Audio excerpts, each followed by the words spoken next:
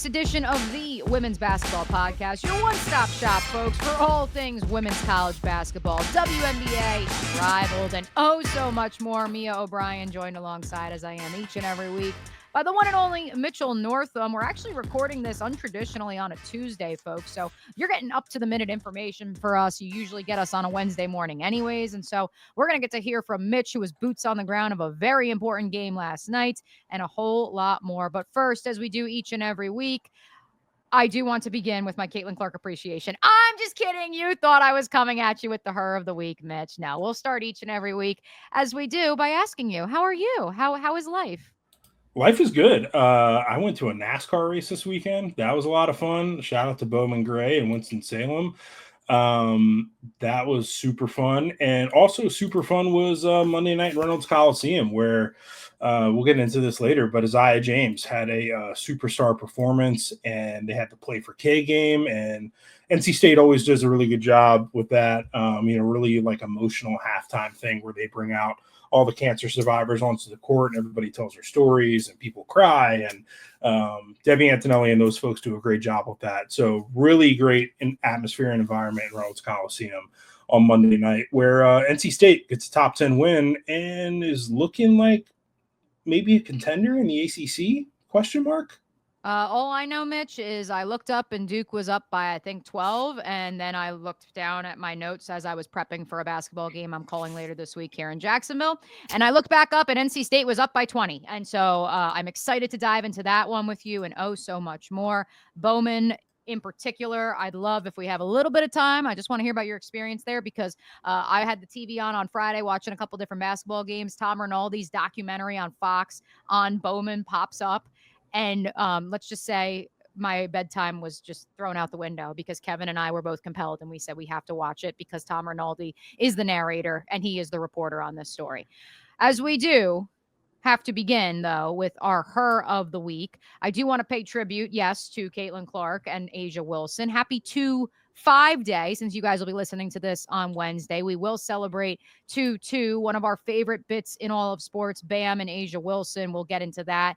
Caitlin Clark, the all-knowing, the power of Caitlin Clark triumphs over the power of friendship, the power of love. It's the most powerful force in the universe.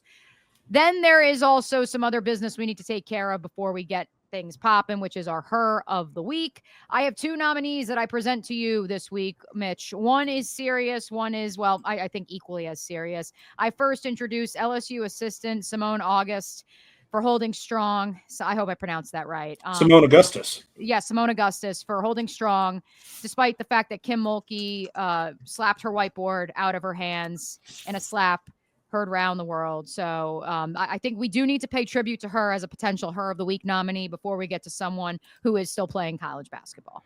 Yeah, I can't remember who tweeted this or texted it to me, but it was just a screenshot of sort of the ESPN caption with this video clip of Kim Mulkey acting hysterical on the sidelines and then just full on slapping a clipboard out of Simone Augustus's hands. And the caption was just identified Hall of Famer Simone Augustus as just an unnamed LSU assistant. Like she wasn't a finals MVP and an all-time great LSU player.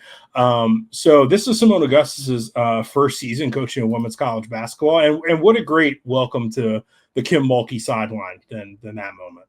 Yes, and I actually may have sided with Kim Mulkey in that moment. Question mark. Mia just sided with Kim Mulkey. We'll also get to that a little bit later in the episode. My real her of the week nominee, she's a two-time nominee for this award, and that is Michaela Blakes. We mentioned it last week, folks. Yes, you can make the argument that Sarah Strong is the runaway favorite for freshman of the year, rookie of the year nationally, but there is no question that the Vanderbilt freshman does deserve her flowers as well. She casually drops 53. Vanderbilt is ranked for the first time in 11 years. I believe, Mitch, there is a real race, as do you, for National Freshman of the Year. So Michaela Blake's a two-time Her of the Week award winner. Yeah, to me, it was kind of these, this stretch of games that she's had recently, over the past couple of weeks, with an exclamation point in that win over Florida, where she drops 53 points, which I believe is not only the SEC scoring record, but the national scoring record for a true freshman And it was pointed out to me that it's only a true freshman because Elena Deladon had a few more as a redshirt freshman her first year at Delaware. Setting that aside, yeah, I think that 53-point game and then the game before that where she drops 33 at Alabama, the game before that, 24 against Arkansas, 23 against Tennessee, 24 against Kentucky, 36 against Georgia. She is and has made this now a legitimate race, I think, for National Freshman of the Year. And Sarah Strong, great in her own right. You know, we've sung her praises a lot on this podcast, and we'll continue to do so. But I think if you wanted to make the case for Michaela Blake's over Sarah Strong, you could say a couple things. You could say, number one, Michaela Blake's is, I think, the best player on her team. Camille Pierre, great player, you know, doing a lot for Vanderbilt. But I think Michaela Blake's is the bus driver for that team. UConn, they still have Paige Beckers. Okay, Paige Beckers is still the best player on that team. The other thing that you can say is that it's Vanderbilt, because that's what I thought you were going to lead with. Well, yeah, one is Vanderbilt and one is UConn, and one of these players is playing at Vanderbilt, which is an up-and-coming program revived by Shea Ralph, who played at UConn, kind of interestingly enough. And the other is UConn, where Sarah Strong is a great player, but she is surrounded by other great players, by other high school All-Americans. And the third point is that Michaela Blake's is doing this in the SEC. And the SEC is very, very good. And the Big East, quite frankly, this year is not very good. The Big East might be a two-bid league. It's going to be UConn and then maybe Creighton or maybe Seton Hall if things break the right way over this last month. I mean, Michaela Blake's is doing this against some of the best teams in the country. So, yes, I think at this point now we have to talk about the National Freshman of the Year as a two-horse race for sure.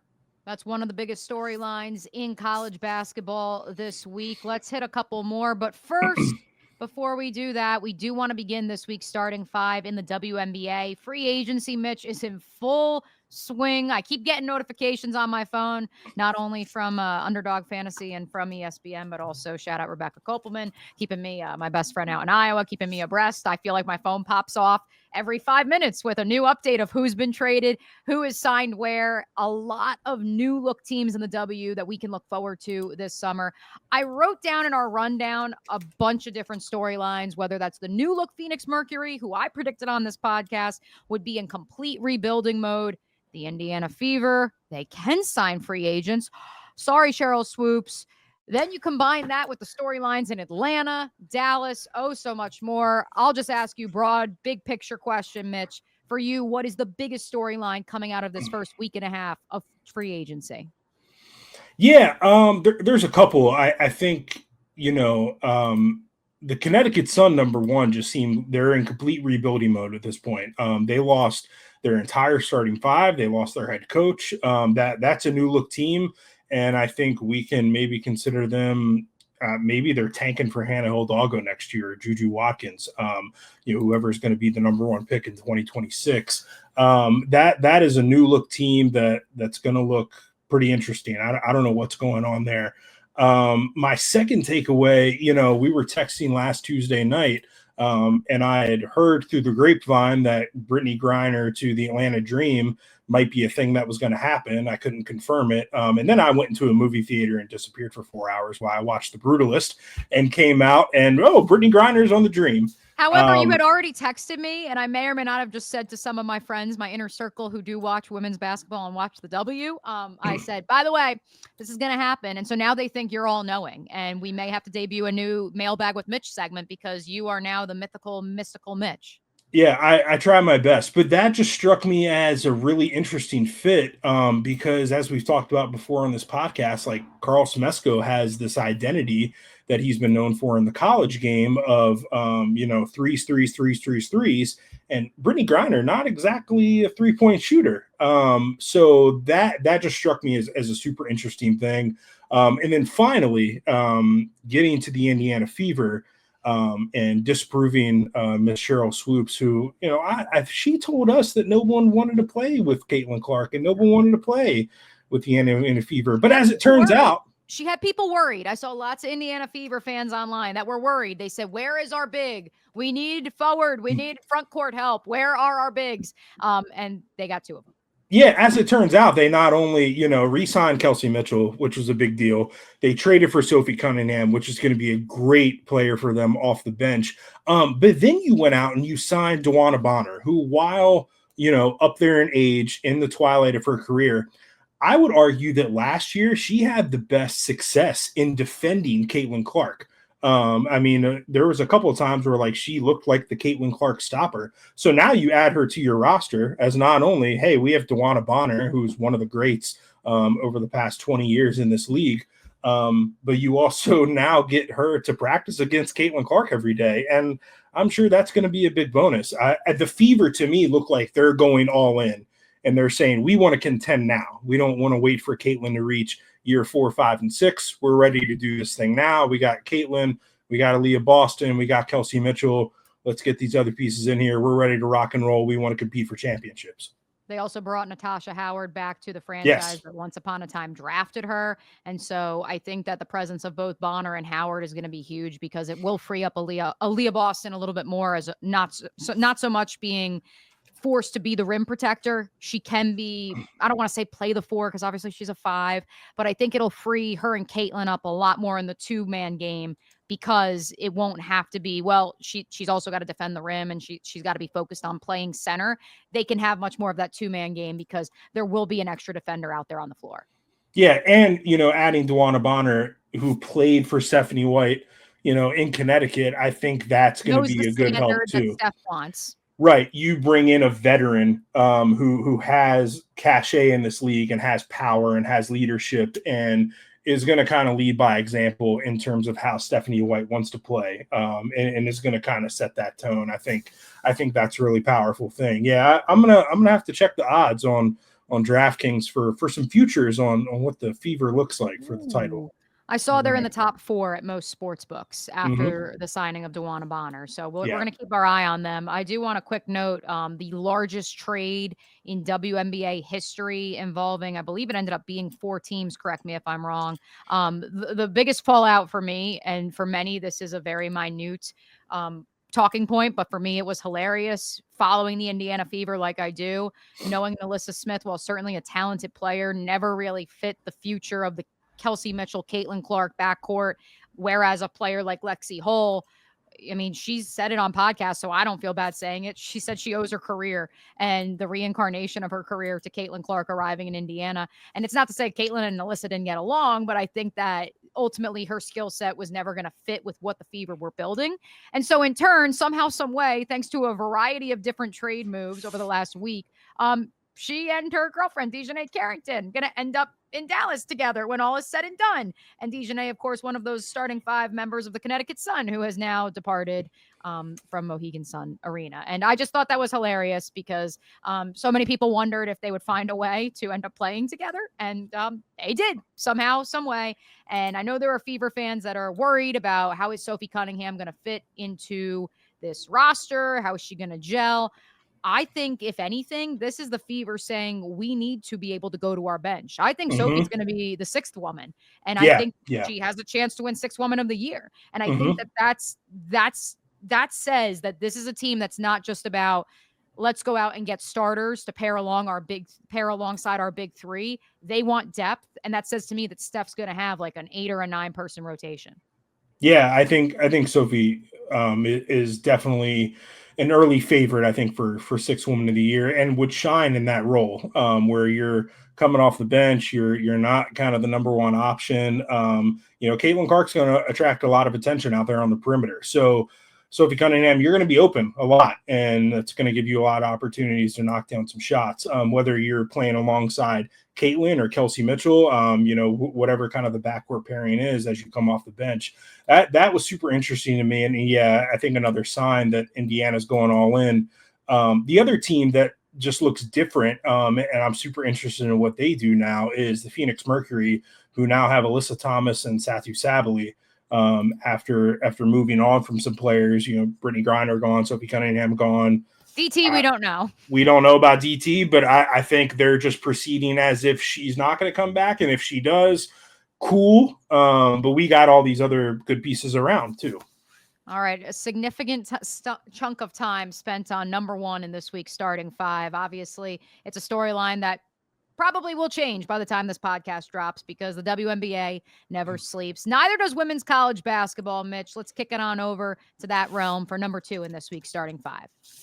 Yeah, Monday night I went to Reynolds Coliseum, which I think is my favorite college basketball venue in the Triangle and one of the best women's college basketball venues in the country. I love going there when they really pack that place in. And they certainly did last night for a rivalry game between NC State and Duke.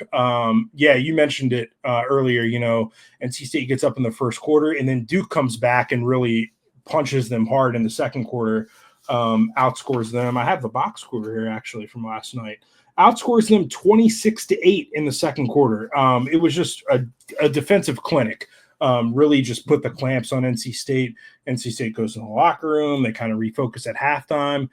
Then the second half is the Isaiah James show, where she scores, I believe it was 26 of her career high in the second half, a career high 36 points. I think she had 26 or 25 of that in the second half alone.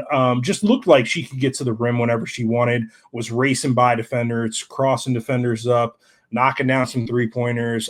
It was really a superstar moment from her, and reminded me a lot of kind of what we saw from her last year as we got into February and March and NC State made that run to the Final Four. My other kind of big takeaway from this game, we've talked a lot about NC State and their problems in the post. They had a situation at the beginning of the season where they thought Caitlin Weimar was going to come in from Boston University, player of the year in her league last year. She gets injured, out for the year, ends up leaving the roster. So now you have the situation where, their post depth was really, really young and is really young. But I think it was kind of a blessing in disguise because Wes Moore had to just figure it out and throw some of these freshmen into the fire. And I think over time now the cream has kind of risen to the top and he's figured out who can play in these big games and who's ready for these moments. Tilda Trigger is certainly one of those players. Since she became the starter, NC State is 9-1 since she started starting games as freshman. Again, 6'6" from Sweden, really held her own against Toby Fournier last night.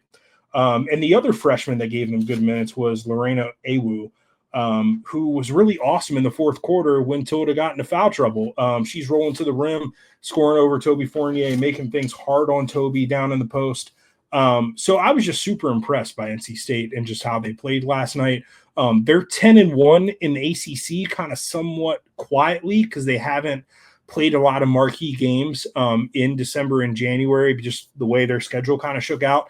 But this win over Duke was the start of a stretch where, 4 of their next 5 opponents now are against ranked teams. They're going to play at Florida State coming up here soon. They got a game at North Carolina. They got a game at Georgia Tech. And then they're going to host Notre Dame on February 23rd. So we're going to see here soon what NC State is really made of and if Isaiah James can keep this thing going. And on the flip side of that, Toby Fournier, 3 of 9 from the floor, obviously a player that we've talked about here on this podcast before. And as we talk about Michaela Blakes, we talk about Sarah Strong and potential national freshman of the year. Certainly it's disappointing, but at the same time, like you said, Mitch, is this just a case of NC State just outplayed Duke? Absolutely. Yeah. I think especially in the second half, they kind of just figured out what they needed to do to get by them. Duke's a really good defensive team. Carol Lawson said this in the post-game press conference. The thing you do to beat a great defense is you don't allow them to get set. And NC State did that pretty well. They raced past Duke every time they got the ball. Fast break points kind of tell the story of the game for me. 36-17 for NC State. Just torched Duke on the fast break. And Toby Fournier, for a second, had 11 points, struggled with shooting. Like you mentioned, 3 of 9 from the floor, 5 of 10 from the charity stripe. But just an example of how much attention she commands, she drew 8 fouls last night. So NC State was paying attention to her clearly. She was clearly at the top of the scouting report, I think. And the only bummer about this is in years past, we've gotten 2 Duke and NC State matchups in the regular season, and 2 NC State, North Carolina matchups. And we don't get that anymore because now SMU and Cal and Stanford are in the league. Because who doesn't want to go to the Bay Area this time of Right. year? It's absolutely gorgeous. Yeah, and we love you, Cal and Stanford, but you messed up my scheduling. And so we don't get those 2 matchups, but maybe they'll meet again in Greensboro in the ACC tournament, which would be a lot of fun to see.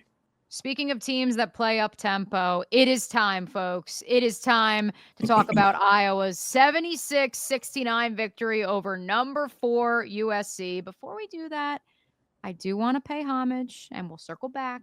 South Carolina also retired a certain number 22's jersey on Sunday on 2-2. They got an easy dub, 83-66 over Auburn. The game of the day, though, on Sunday was in Iowa City at Carver Hawkeye Arena. The Hawkeyes were double-digit underdogs going into this game.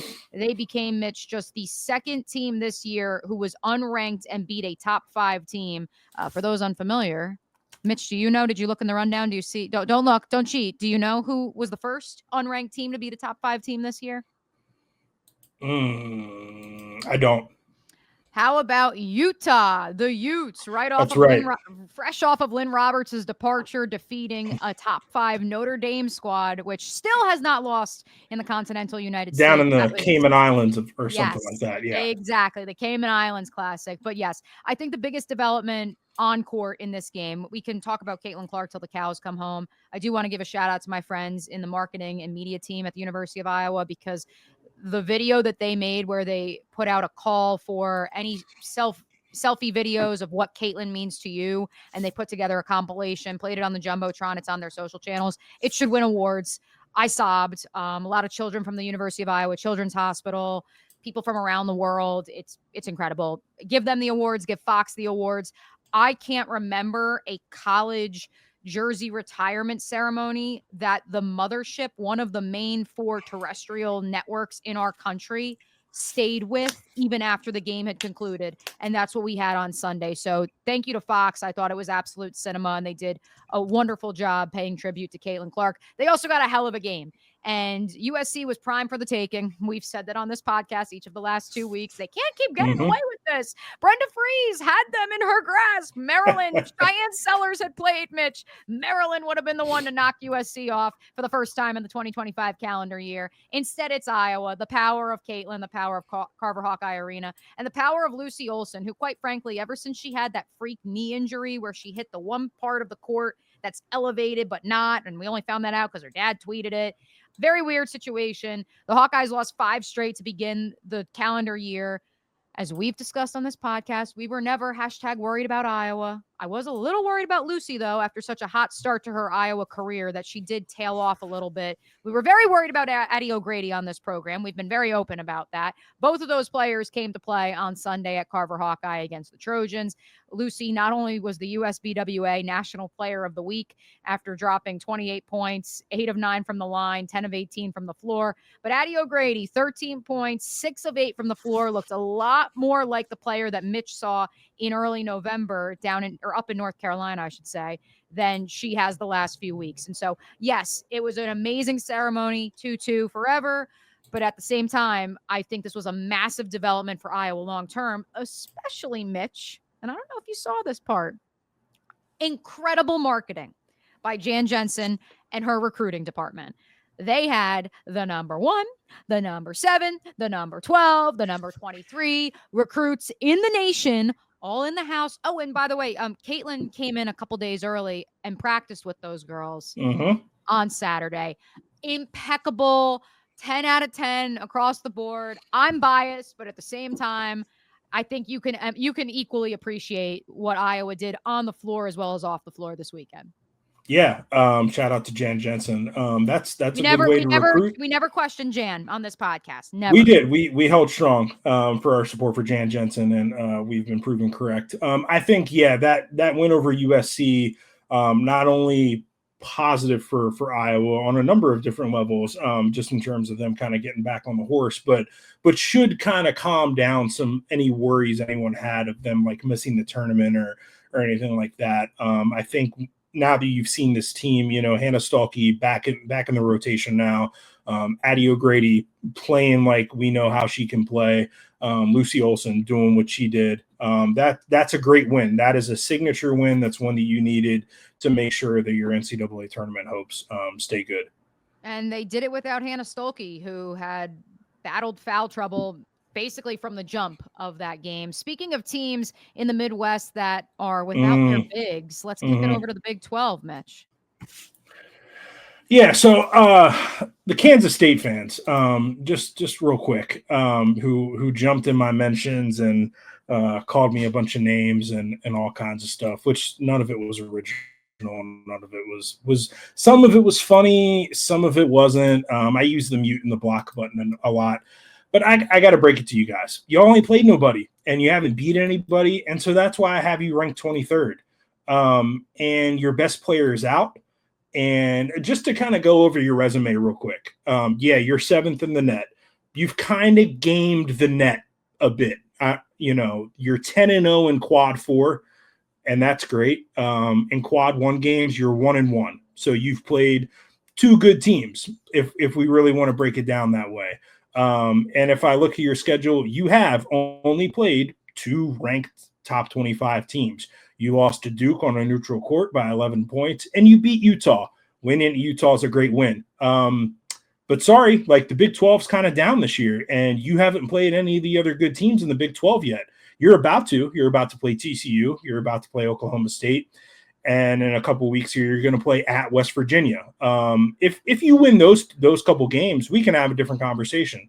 But I don't think you're going to win those couple games. I think TCU is going to dog walk you, because they have Sidonia Prince and you don't have Ayo Kali.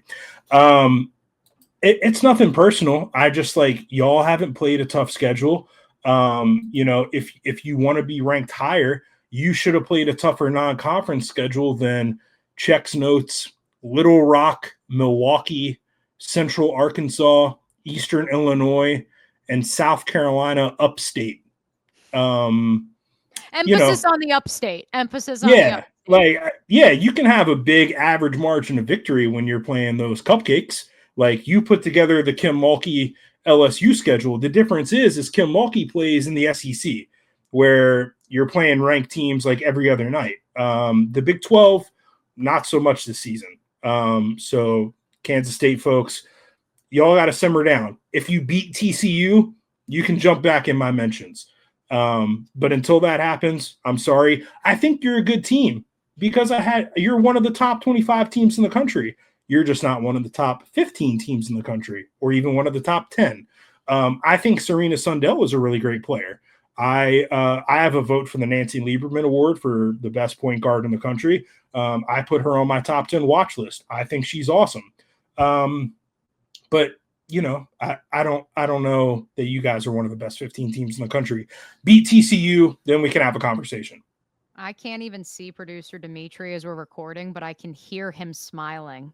I can hear him smiling behind the microphone listening to us right now, because he knows that angry... Get their asses, Mitch! Get their asses! Salty Mitch is what everybody loves to hear here on the Women's Basketball Podcast. Let's round out... Haven't played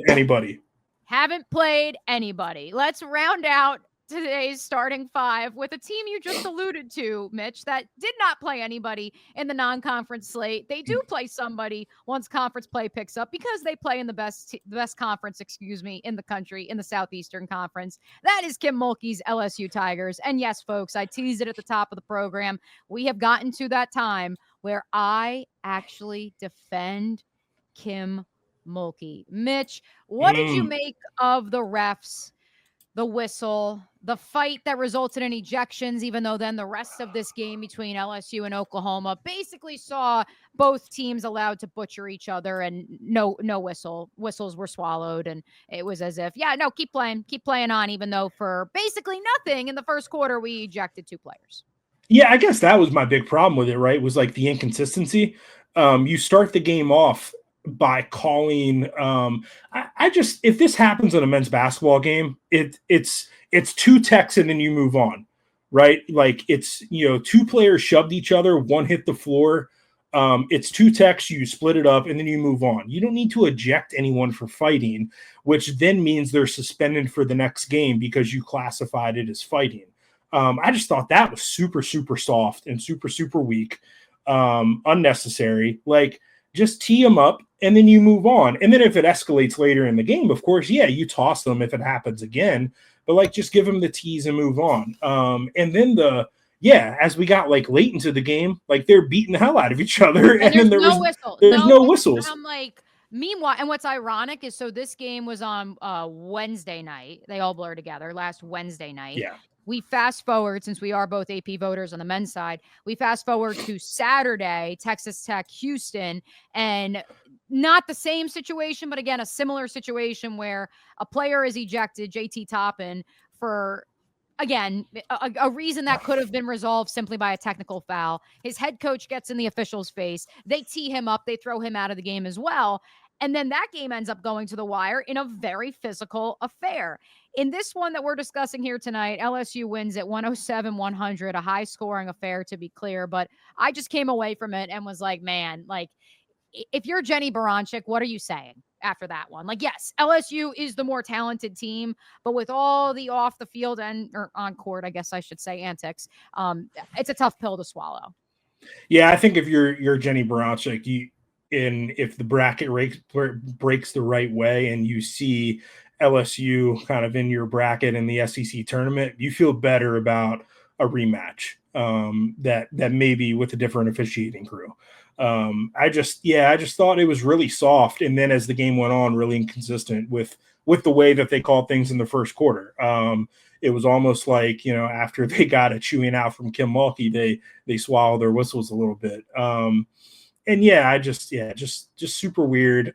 Just put a damper on otherwise what was a pretty good and entertaining game. Yeah, it was epic. I mean, I was a little concerned that Reagan Beers was also going to get tossed in the late waning minutes of that game as well. And I'm like, well, that's no fun. Like, she's the best player on Oklahoma. Like, come on now, we're really going to like have the ref show take over so we can't see one of the best players in the SEC. That's so stupid. Reagan Beers, by the way, 8 of 8 from the floor, dropped 20 points in this one. Of course, we got to talk about the LSU big three before we put a bow on this puppy. Michaela Williams, 37 points.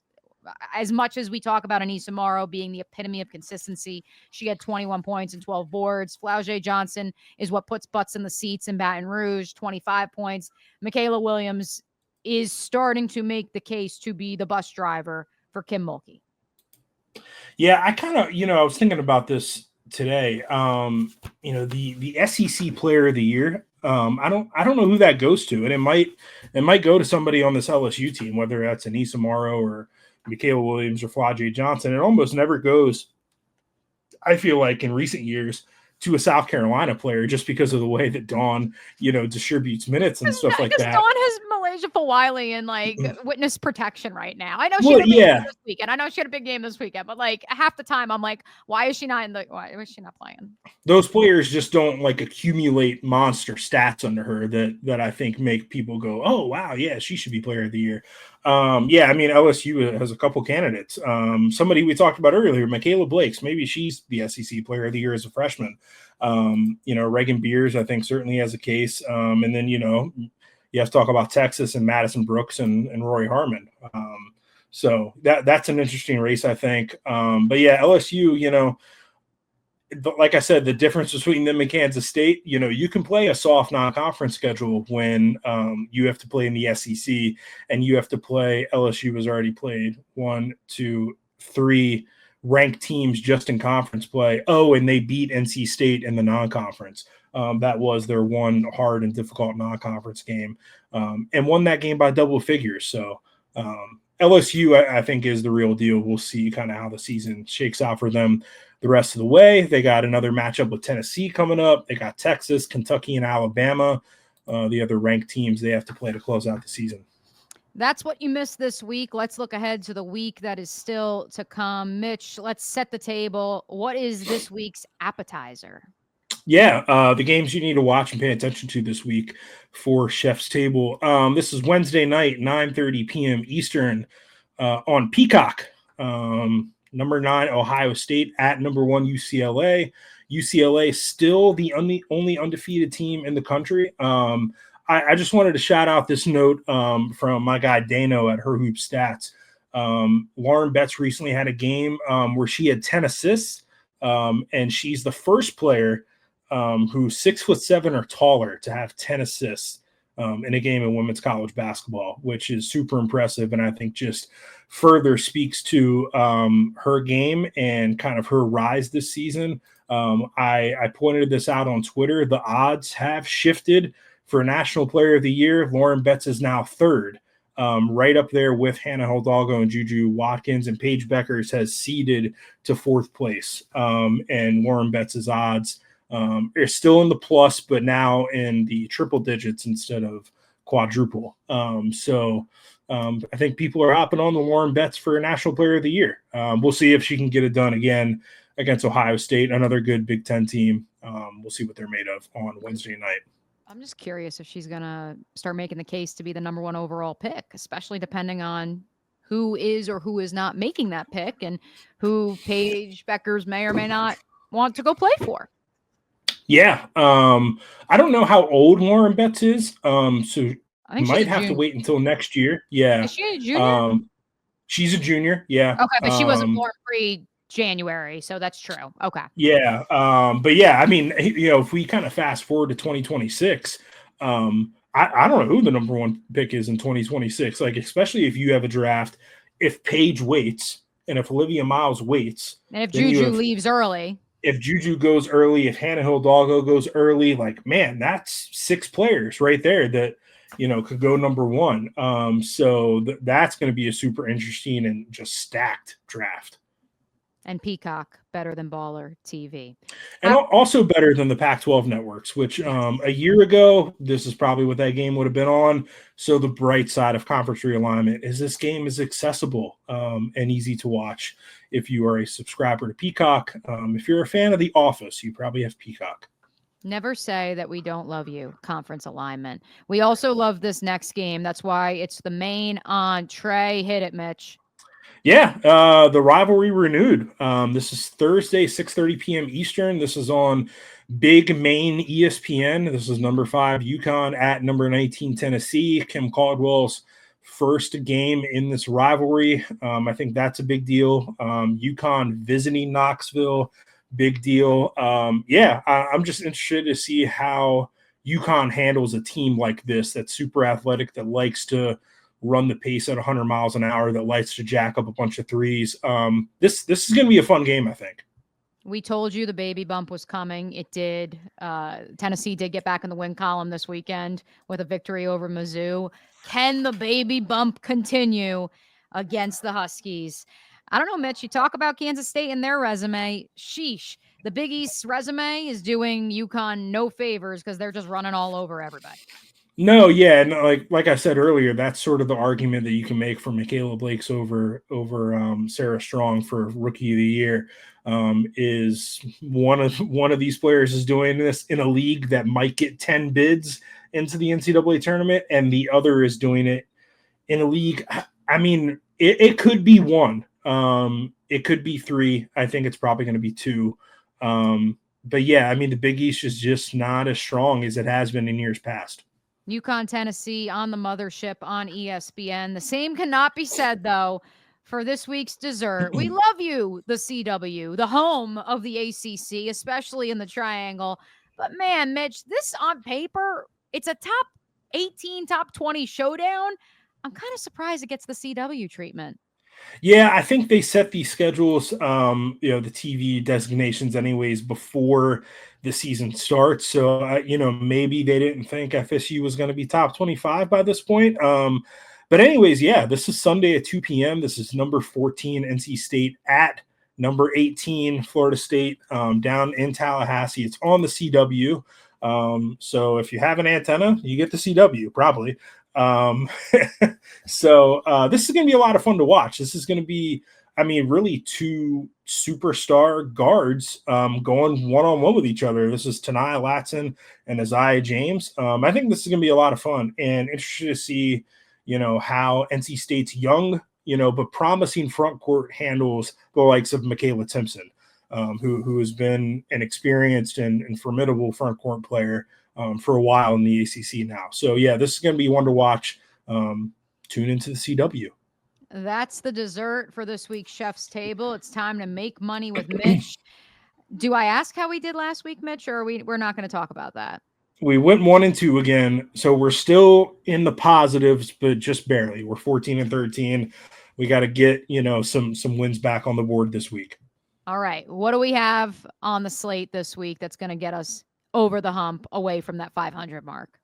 Yeah, the first game that I'm taking, I'm drinking more Haterade, and I'm taking TCU to cover 7.5 at Kansas State on Wednesday night, 7:30 p.m. Eastern, ESPN Plus. I just look at these rosters, and I see Sidonia Prince and Haley Van Lith on one, and I look at the other, and I don't see Aoka Lee. And I look at the teams that TCU has beaten, and I look at the teams that Kansas State hasn't beaten. And I think that the Horned Frogs will go into Manhattan and get a dub. And I also think that we really have underappreciated TCU, not just on this podcast, but nationally. When we talk about Kansas State and their lack of scheduling in the non-con, when we talk about LSU, their lack of scheduling in the non-con, I mean, TCU with a brand new look roster, they weren't scared of nobody. Nope. Yeah, I mean, TCU, beating Notre Dame, beating NC State, losing, but at least scheduling South Carolina, and then, notching wins over Utah, over Baylor. TCU's got it together. I saw that line, and that might shift a little bit, but if you can get it at 7.5, take it. I would think about taking TCU money line. I think that's how confident I am that the Horned Frogs are going to go into Kansas State and win on Wednesday night. The Little Apple, it's not exactly Mitchell Northam's, the most welcoming place these days, but that's okay. That's okay. This game is on ESPN Plus, by the way, folks, on Wednesday night. The next game, though, it is, if you have a cable package, if you have YouTube TV, you can get this next game on the SEC network. Indeed. This is Vanderbilt at Texas, Thursday night, 9 p.m. Eastern. The line I'm seeing right now is Texas favored by 14.5. I'm riding with Michaela Blake's. I think Vanderbilt can cover that. I think they can maybe keep this thing in the single digits, and go into Austin, and maybe make this thing interesting with Texas. I like the momentum that Vanderbilt has right now. I know they lost to Ole Miss on Sunday. I think they'll get back on the horse and have a good showing against Longhorns. That loss to the Rebels snapped a 4-game win streak. I like your regression to the mean theory there, Mitch. Let's wrap up with the ACC. What's the pick this week? Yeah, and this is an example of, the TV schedule being set before the season. I think people had higher expectations for these two teams. So I think they had higher expectations for the whole conference, quite frankly. Yeah, so this game is on ESPN2. I think if they had their choice, they might swap this one with the CW, but it's locked in. So this is Stanford at Louisville, Sunday at noon on ESPN2. The line I'm seeing right now is Stanford as a road favorite by a half point at Louisville. And I think Louisville is not one of the best teams in the ACC, but I think certainly it is on kind of an upward trajectory. Had a good winning streak going for a while. I think they're just a better team than Stanford is right now at this point, and they should get a little home court boost. I'm not sure why Stanford is favored in this game. But that's the line I'm seeing. So, yeah, I like Louisville to win this one. As we've discussed on this pod, Louisville is a team that Jeff Walz has built with not only some veteran leadership, but also some extremely young talent. I have gotten a kick out of the last few weeks, Mitch, as Louisville has gotten the national treatment, all of the national broadcasters who cannot wait to meet the children of former NBA stars, all of whom's children now play for Jeff Walz and the Cardinals. Insert name here. They keep popping up in my news feed, and I'm just like, we've been on this train for like 4 months right now. It's yeah. Yeah, and really, I mean, those kind of big name freshmen for them, McKinley Randolph, daughter of Zach, and Azalea Arenas, daughter of Gilbert. They've played a little bit here and there, but really the freshman that's really stood out has been Tajiana Roberts, who leads them in scoring 13.2 points per game. So yeah, I think Louisville has kind of started to figure it out. They lost on Sunday to Notre Dame, but everybody in the ACC I think is going to lose to Notre Dame. So that's just one you got to take. But before that, they had won 1, 2, 3, 4, 5, 6, 7, 8, 9 of 10 games. So certainly on a good trajectory. And now they're going to get Cal and Stanford at home this week. So to recap, this week's Making Money with Mitch: TCU plus 7.5 at K-State Wednesday night, Vanderbilt plus 14.5 at Texas Thursday night, and Louisville plus a half at Stanford, or rather at home against the Cardinal, which is even more interesting as I read that aloud. Yeah. Mitch is rolling with 3 underdogs this week. I personally love it. Maybe the folks in Vegas don't, but I'm here for it. We'll see. We're gonna bet against Kansas State, and we're gonna ride with Jeff Walls. I can't wait to see what happens. It's time for last call, shout outs, closeouts, plugs. We begin with a programming announcement. In case you missed it, Angel Reese has a meal with McDonald's. She's the first female athlete to ever partner with one of the biggest fast food chains in the world. And that new combination drops next Monday, which, as I mentioned earlier, we typically record on Mondays. So something tells me, Mitch, we may need to have a taste test on 210 next Monday for the new Angel Reese McDonald's meal. My question is, would it be appropriate for us to put Old Bay on the burger because Angel Reese is from Baltimore? That's a question I'm going to think about over the next couple of days. Well, so it's, to be clear, it's what? It's a bacon, mushroom, something or other, right? I believe it's a bacon barbecue quarter pounder. Yeah. So I think, the variation is the barbecue and the bacon. But I feel like McDonald's, this is a free tip, but you should have leaned into the Maryland thing a little bit. Throw some Old Bay on there. Old Bay makes everything better, in my opinion. It's what Maryland does. Old Bay sauce and basketball. People just didn't realize until the Reese family came along that's what Maryland does. It's Old Bay and it's basketball.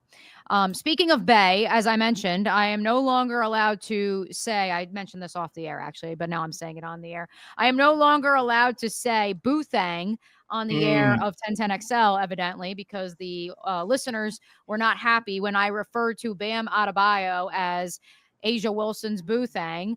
I don't know what else to call him, though, at this point, Mitch, because they don't know what to call each other. I guess favorite Olympian from out of town. It's one of our favorite bits in the sport. I cannot believe that we've gotten to a point where Asia Wilson, at one of the most important days of her life, has 3 people sitting with her courtside: her mother, her father, and Bam Adebayo. And we still are just referring to him as her favorite Olympian from out of town. I think Boothang is appropriate. You can say that here. Saying. Yeah. Thank you. Yeah, I think that's fine. I think it's fine for purposes of what we've been living through for the last year. I think it's very, very much appropriate. You just added one to the rundown that I missed, circling back to Angel Reese. Met Gala committee? ? Tell me more. Yeah, I just saw it on Twitter before we logged on, and I noticed the burger challenge thing. Yeah, Angel Reese is on the Met Gala committee, which I don't really know a whole lot about the Met Gala, but I know it's a big thing in the fashion world and all that good stuff. But I was looking at the list of kind of celebrities that are on there, and I think her and Simone Biles are the only athletes on the list, and the other folks on the list include like Andre 3000 and Usher and I'm sorry, LeBron James is on the list. So yeah, I mean that's seems like a big deal. Again, I'm not deep into the fashion, pop culture space, but that seems like a big deal for Angel Reese. So shout out to her. Some elite company for Angel. Let's keep it moving. The Indiana Fever will officially play an exhibition game at Carver Hawkeye Arena, allowing Caitlin Clark to go home one more time. If this works, which I expect it will work, Mitch, because I heard ticket prices were already soaring into the 400s. I think this is going to end up becoming a semi-annual thing, and I would love to see more WNBA teams try something like this to bring their brand to a market that perhaps doesn't have the opportunity to see professional basketball each and every week. Yeah, I would love to see, maybe a team like the Atlanta Dream try to do this and like take like some of their games to some other like bigger markets in the South. I think that would be cool. But yeah, certainly, the Fever are doing this. I think the Sun are going to play in Boston again at some point this season. So yeah, that's awesome to see. Love to see it. You also love to see all of these WNBA bids coming in from across the country. The Nashville one, the Tennessee Summitt, though, this one in particular, Mitch, I know it hits close to home for a lot of folks. Yeah, I was super impressed with the way that they rolled this out. And like, this isn't me reporting or anything, but if you're the WNBA, I don't know how you can say no to this bid. I mean, we know that Tennessee, the state as a whole, is one that has embraced women's basketball for a long time because of Pat Summitt. We know that Nashville is an up and coming and growing sports market. And like, you look at this bid, I mean, Candace Parker, Faith Hill and Tim McGraw, Peyton Manning, and then Bill and Chrissy Haslam. I mean, those are some big names that you would have to say no to if you denied them this bid. And the other thing is, it's like they rolled this out already having a great name that honors women's basketball history, which is awesome. They got colors. They got an arena in Bridgestone where the hockey team plays. I mean, they got all the pieces. I think it was the next day or maybe that night, Detroit announced like their bid for a team as well. And I don't know if like the WNBA has to pick one or the other necessarily or whatever, but if you're the W, I think you kind of got to pick Nashville first. Like, it seems to me like they're first in line to get a team next, I would figure. And especially for the reasons we just outlined. The Atlanta Dream, we need them to go on the road because there's no one else outside of, I don't know, traveling how many hours to Dallas or how many hours up to Washington or how many hours to Indiana. It's such a desert of professional women's basketball that for me, it just, one of the teams in the Southeast, in my opinion, is going to get one of these bids when all is said and done. Yeah, and when you look at, I mean, like women's college basketball, all these great markets and teams that are supported in the SEC, in the ACC, North Carolina, South Carolina, Florida, Alabama, Tennessee. We could use another WNBA team in the Southeast. And it was interesting to me the day that the Nashville bid was announced. We got the announcement of this obscure league, the Upshot that nobody had ever heard of before last week. I was like texting my friends in kind of the women's basketball media space, like, did you know about this? What is this? And nobody seemed to know anything about this league that's launching in 2026 and aims. I think their goal is to be like a G League for the W, essentially. Even though they're not connected to the W in any way, they're going to have 4 teams, apparently: Greensboro, Charlotte, Savannah, and Jacksonville. Shout out to you. That's awesome. You get to see a team in Jacksonville, but it very clunky rollout. I'm not really sure what was going on there. Put it this way, I got a text the night before about, do you know about the Zoyer Sports? First, it was, do you know about the women's basketball announcement tomorrow? And so I read that, and knowing that our 2 women's basketball college teams here in town have had up and down campaigns, I was like, oh no, like, is there like, I've already had to go through a coaching search with the Jags and a GM search. Like, please don't throw that at me. And then the follow-up was, no, it's Zoyer Sports, which I know is the company that oversees the Jacksonville Icemen, our great minor league hockey team, one of the highest rated minor league teams in any sport in the state of Florida. So I'm like, oh, it's probably like an Iceman thing, like whatever. And I didn't know about it till like 2 or 3 days later. Just know I'm working on some intel for us, maybe a guest that maybe can give some more information for us on that, because I was equally as perplexed, especially knowing that there also has been a bid to bring a WNBA team to Jacksonville, that this has allegedly been in the works for 4 years, ?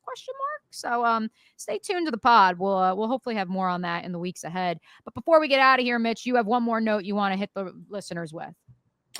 Yeah, I just North Carolina, I think it has really kind of risen to the top here recently. The Tar Heels have been playing really well. And I just had like a couple stats that caught my attention. So first of all, UNC has won 20 games already. It's their fastest they've reached 20 wins in 11 years.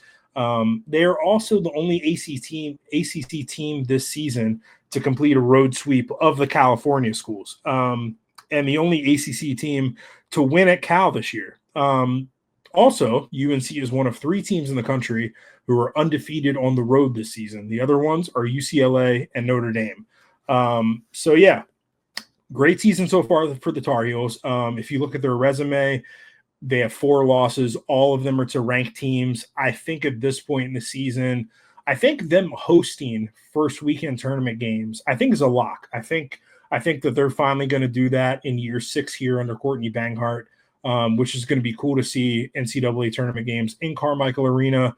And now it's just a question of kind of how they finish the season out. And, if Notre Dame slips and falls and tumbles, I don't think they will, but is there an opportunity to, jockey for some position in the standings? And you look at their schedule, just a quick little perusal of it. I mean, it's the two rivals in the triangle, and pretty darn manageable outside of those two games. Yeah, North Carolina's kind of already been through their gauntlet, whereas NC State sort of still really has to go through there. So, UNC, I think, is going to be a team to watch for sure as we progress even further into March. You were out and about in the triangle earlier this week, Duke and NC State. What else is on tap for you in the world of basketball this week, Mitch?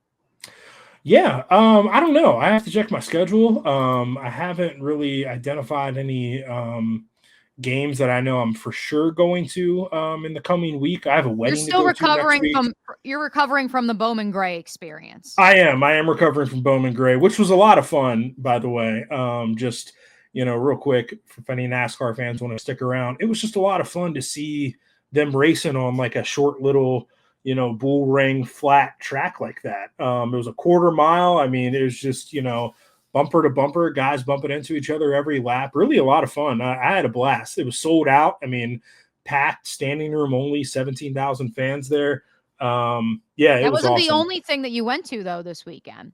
No, it wasn't. Friday night, we went to the Basketball Jones at the Rialto. We had, Bomani out there, Joe, some Tar Heel legends, Marcus Ginyard and Tyler Hansborough. Really great. It was really a lot of fun. Awesome event put on by our friend Dimitri and Hayes at the Rialto. It was a blast. And we got to hate on Duke, which was fun, before Duke went into Carolina and thumped them on Saturday. And then we had to have this whole discourse about Hubert Davis again. I wasn't going to bring it up. I was literally going to try to segue out of this episode without saying Hubert Davis and upsetting the fans in the triangle. I'm not going to bring up 40-13. We'll talk about it on another day, Mitch. Yeah. The one thing I did bring up, and I told this to our friends Joe Ovius and Joe Giglio this morning, the big thing that kind of after that, Hubert Davis said on his radio show Monday night that he wants to hire a general manager and a video coordinator. And I just was like, guy, it's 2025. If you don't have those things, I'm not really sure what you're doing. And I hate to break it to you, but your women's basketball team, coached by Courtney Banghart, has already had a general manager for more than 2 years, and has already had a video coordinator. So these aren't things that you went to the AD and the AD shot you down. You just chose not to have these things. And now you're in the position that you're in. That sound you hear is Dimitri once again smacking his lips because he loves a spicy, salty Mitch Northam, and also he knows that this is going to get clicks with the folks over at OG Triangle Media. My schedule the rest of the week, Mitch, we're still waiting for the UNF women to get that first win in the ASUN Conference. Will it be this Thursday? I'm going to be on the sidelines one way or another, so hopefully Erica Lambert and company can overcome their roster issues that they've been very open about. If you don't have a point guard, you don't have a center, you're missing the portal. This is what happens in 2025. It's year 2 under her tutelage. The team loves her. They love the program and the system that they're in. So let's hope that the Ospreys finally get on the right track. I'll also have play-by-play of the men's Osprey team on Saturday before my first lacrosse play-by-play game, Mitch, since I was in college. Very much looking forward to JU Vermont on Sunday. So we'll be keeping things busy, but we'll also be locked on all things women's basketball, and we will be back next week with a full recap, the very latest in WNBA free agency, what's to come with Unrivaled, and of course, women's college basketball. He's Mitch. I'm Mia. We will catch you next week. Deuces.